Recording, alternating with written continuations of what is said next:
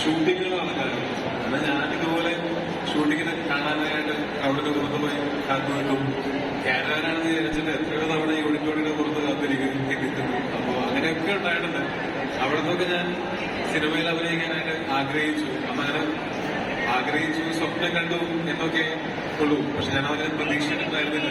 പക്ഷെ അത് കറങ്ങിത്തിരിഞ്ഞ് സിനിമയിലേക്ക് എത്തി. ഇപ്പോ 10-12 വർഷമായി 50-ലധികം സിനിമകളായി. 51ാമത്തെ സിനിമയായി എന്നൊക്കെ പറയുന്ന സമയത്ത് ഭയങ്കര സന്തോഷമുണ്ട്. അതിനേക്കാൾ സന്തോഷം എന്ന് പറഞ്ഞാൽ നേരിട്ട് ഞാൻ ഒരു സഹായവും ചെയ്തിട്ടില്ലാത്ത, നേരിട്ട് എനിക്കോ എന്റെയോ പേഴ്സണലായിട്ട് പരിചയമില്ലാത്ത എത്രയോ ആളുകൾ എന്നെ നല്ലതിന് വേണ്ടിയിട്ട് ആഗ്രഹിക്കുന്നു.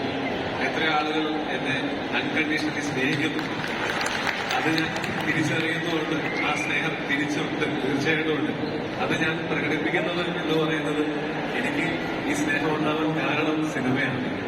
ആ സിനിമയോട് 100% ആത്മാർത്ഥത പുലർത്തുക എന്നുള്ളതും തുടർന്നും നിങ്ങളിലേക്ക് നല്ല സിനിമകളുമായി നിങ്ങളെയൊക്കെ എന്റർടൈൻ ചെയ്യാൻ ശ്രമിക്കുക എന്നുള്ളത് മാത്രമാണ് എനിക്ക് തിരിച്ച് ആ സ്നേഹത്തിന് പകരം തരാനുള്ളത്. വലിയ മനസ്സുള്ള നിങ്ങൾ മുഴുവൻ മനസ്സോടെ ആ സിനിമ നല്ലതാണെങ്കിൽ സ്വീകരിക്കുക. Thank you so much. കഴിഞ്ഞോ? ആണെങ്കിൽ ഒരു ക്വസ്റ്റ്യൻ മാക്സിമം. ഹായ് ചേട്ടാ, എന്റെ പേര് അർജുൻ. ഞാൻ ചേട്ടൻ വലിയൊരു ഫാനാണ്. കുറെ മൂവീസൊക്കെ കണ്ടിട്ടുണ്ട്.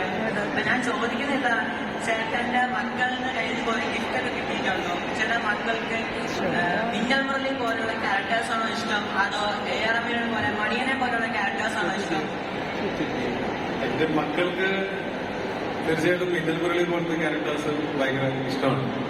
എന്റെ ചെറിയവൻ ഇപ്പോ മണിയനാണ്, നീകളുമാണെന്നൊക്കെ പറഞ്ഞ് അവിടെ ഇവിടെ കിടന്ന് ചാടി കുതിരപ്പുറത്ത് ചാടുകയാണെന്ന് പറഞ്ഞ് വെട്ടിയതിന്റെ ചാടലും തലത്തി പറയലും ഞാൻ എവിടെയെങ്കിലും കിടക്കുകയാണെങ്കിൽ എന്റെ നെഞ്ചെത്തിച്ച് കിടക്കേറിയിരുന്നത് കള്ളനാണോ പോലീസാണോ ആദ്യം ഉണ്ടായിരുന്ന ചോദിക്കുന്നു.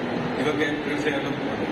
പക്ഷെ ഞാൻ തിരിച്ചറിയുന്നത് ഈ മിന്നൽ മുരളിയും ഇപ്പോ ഏഴാമത്തില് മണിയനും ഒക്കെ കുട്ടികൾക്ക് ഭയങ്കര ഇഷ്ടപ്പെട്ടതായിട്ട് എനിക്ക് പലപ്പോഴും ഫീൽ ചെയ്യുന്നുണ്ട്. ഞാൻ പലയിടത്ത് പോകുന്ന സമയത്ത് ഈ സിനിമകൾ ഒത്തിരി തന്നെ കാണുന്നു. ഭക്ഷണം കഴിക്കണമെങ്കിൽ കുട്ടികൾ ഈ സിനിമ വെച്ചു കൊടുക്കണമെന്ന് പല പാരന്റ്സും പറയുകയാണ് കേൾക്കുന്നത്.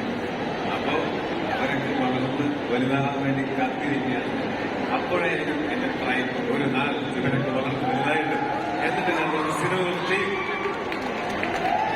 അത് വളരെ വളരെ അത് യൂസ് ചെയ്യും. ചോദിച്ചോ, കടന്നു ചോദിച്ചോ. ആരാണ്?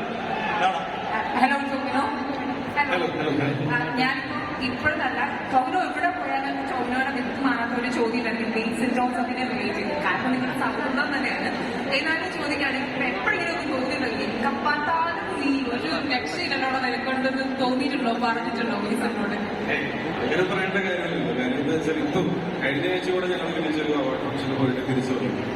അത് വളരെ സന്തോഷമുള്ള കാര്യമാണ്. ഞങ്ങൾ എപ്പോഴും ഈ പറഞ്ഞതുപോലെ ഉള്ളിനുള്ളിൽ ചെറിയ കുട്ടികൾ തന്നെയാണ് എന്നുള്ള കാരണമാണ് ഞങ്ങൾക്ക് അങ്ങോട്ടും ഇങ്ങോട്ടും ചളി പറയാൻ പറ്റും.